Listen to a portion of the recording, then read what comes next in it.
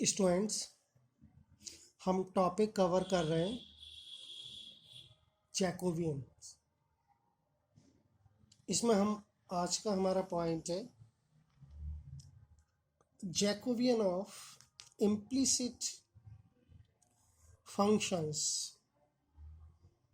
नहीं, जैकोबियन हमें फाइंड करनी है इम्प्लिसिट फंक्शन की। देखिए, इम्प्लिसिट फंक्शन क्या होता है कि जैसे कि अगर हम can let functions u1 u2 so on un are connected x1 x2 so on xn, जो कि वेरिएबल्स हैं, with y equations such as f1 x1 x2 so on xn comma u1 u2 comma un is equal to 0। यानी कोई इस type का function हो कि उसमें जो हमारे फंक्शन है u1 u2 u3 un और जो वेरिएबल्स हैं x1 x2 xn, ये एक दूसरे से कनेक्टेड हो, नहीं एक रिलेशन हो इन सब में, तब ऐसे फंक्शन को हम कहते हैं इम्प्लिसिट फंक्शन। तो हमने लेट के एक फंक्शन हमारा ये f2 भी किसका होगा x1 x2 xn u1 u2 so on un is equal to 0।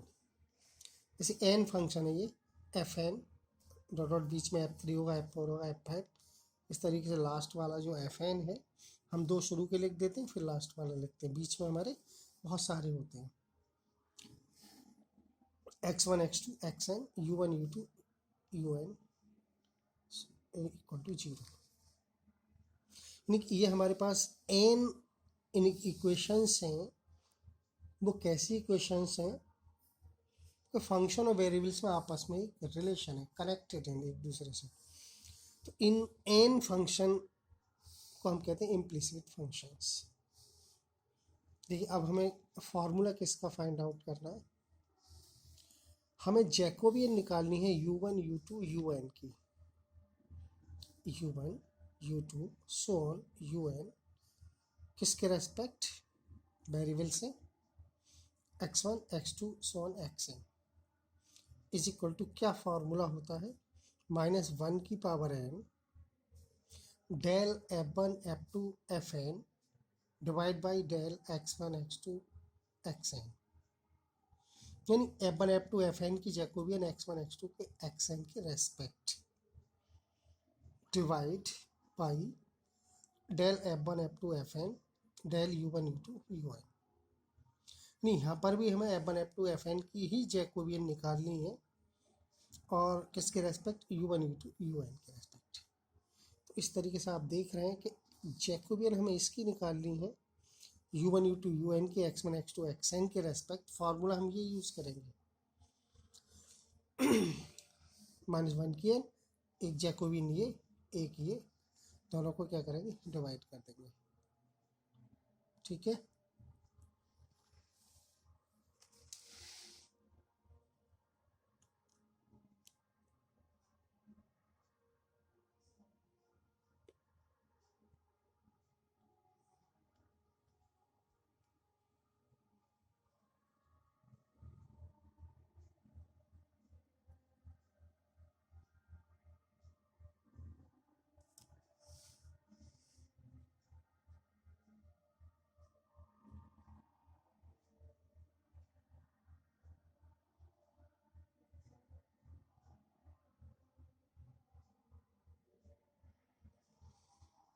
Students देखिए, हम एक पर्टिकुलर केस लेते हैं इसी में, जैकोबियन ऑफ इम्प्लिसिट फंक्शंस, जिसमें हम तीन फंक्शन हैं u1 u2 u3,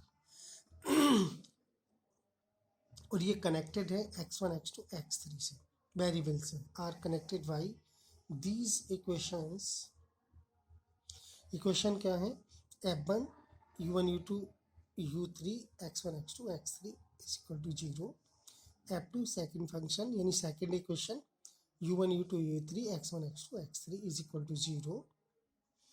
f3 u1 u2 u3 x1 x2 x3 equal to 0। यानी तीन हमारे पास इम्प्लिसिट इक्वेशंस हैं, हम क्या इम्प्लिसिट फंक्शंस हैं, और ये फंक्शन ऐसे होंगे कि इनमें जितने भी फंक्शन जितने भी वेरिएबल होते हैं उन सबका एक दूसरे के साथ रिलेशन देते हैं। तो डायरेक्टली नहीं कहते हैं कि u is equal to this, कि u b is equal to this, ऐसा नहीं, आपस में रिलेशन। वो जब हम क्वेश्चन कराएंगे तो आपको और क्लियर हो जाएगा कि कैसे होते हैं इम्प्लिसिट फंक्शंस। इसके लिए फार्मूला और बता देते हैं।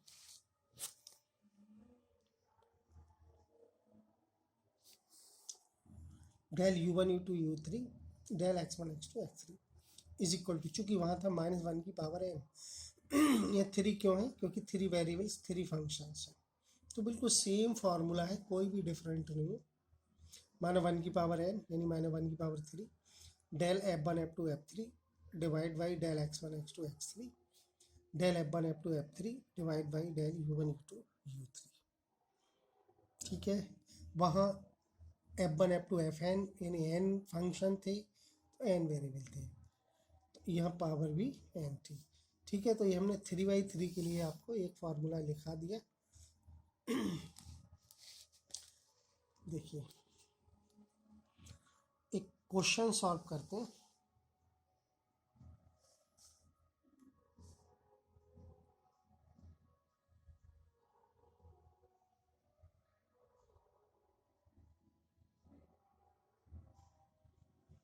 इसका सॉल्यूशन आप देख लीजिए, उसको एक्सप्लेन करेंगे भी, समझाएंगे।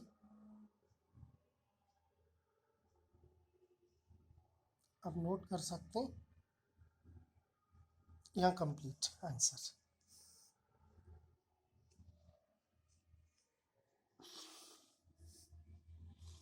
एक पार्ट का यहाँ आंसर आ गया आपका, लेकिन हमें अभी इसमें 2 पार्ट करने होते हैं। ठीक है, तो यहाँ तक आप देखिए, यहाँ तक समझिए।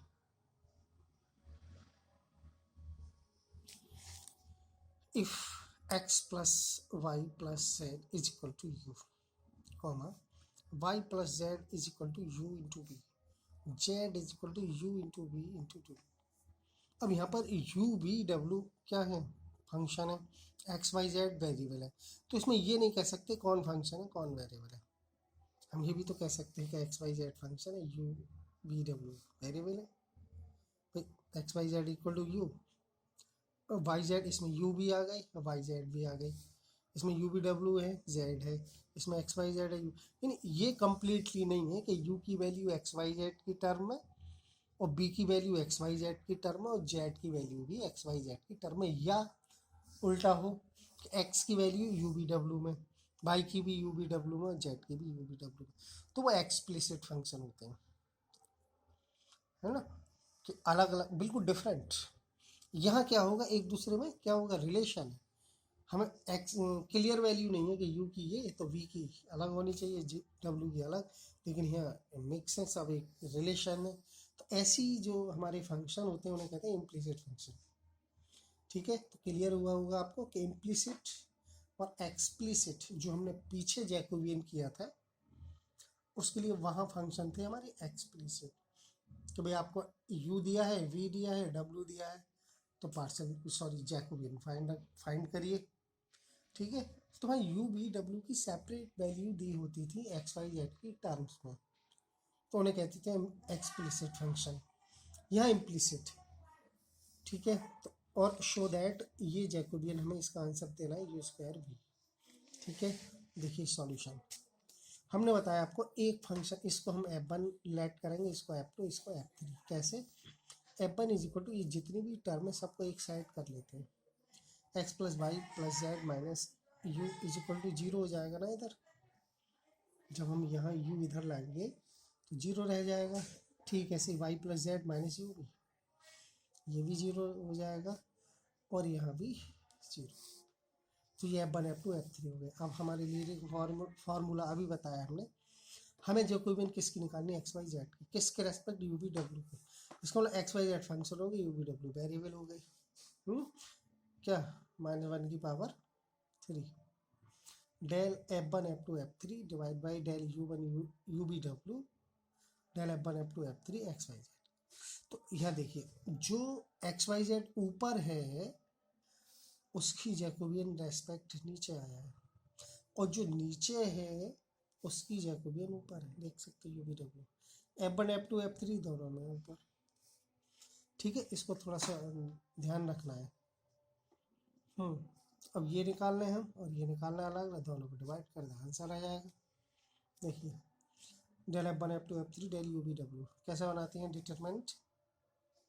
जैकोबियन डिटरमिनेंट होती है F1 के लिए तीनों पार्शियल डेरिवेटिव, F1 का UVW के रेस्पेक्ट, F2 का UVW के रेस्पेक्ट, F3 का UVW, तीनों हो गए।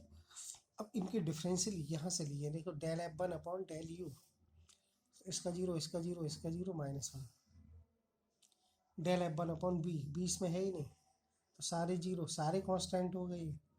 बी के रेस्पेक्ट करना है तो बी इसमें है ही नहीं, डब्ल्यू के रेस्पेक्ट जीरो क्योंकि डब्ल्यू भी नहीं है इसमें। F2 का एक्स के रेस्पेक्ट जीरो क्योंकि एक्स नहीं है, सारे कांस्टेंट हैं,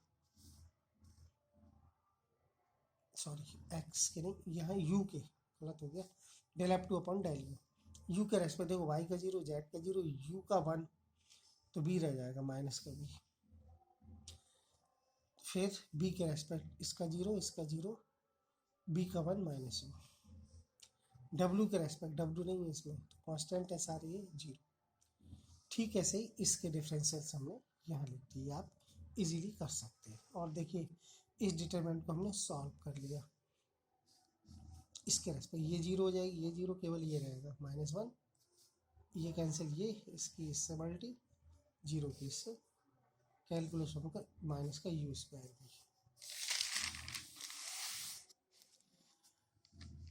सेकंड जैकोबियन ये, और इनके डिफरेंशियल्स वहीं से F1 F2 F3 के एक्स वाई जेड के रेस्पेक्ट, एक्स वाई जेड के और एक्स वाई जेड के, या F1 के डेरिवेटिव है F2 के या F3 के, तो आप आसानी से कर सकते हैं। एक्सपेंडिंग थर्ड रो के एक्सपेंड कर दो थर्ड रो से, क्योंकि थर्ड रो में 2 जीरो है तो इनके तो जीरो हो गई टर्म, ये कैंसिल हो, ये 1 माइनस जीरो बनाया।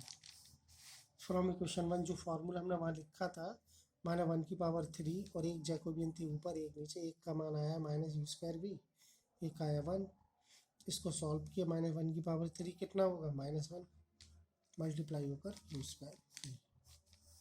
ठीक है,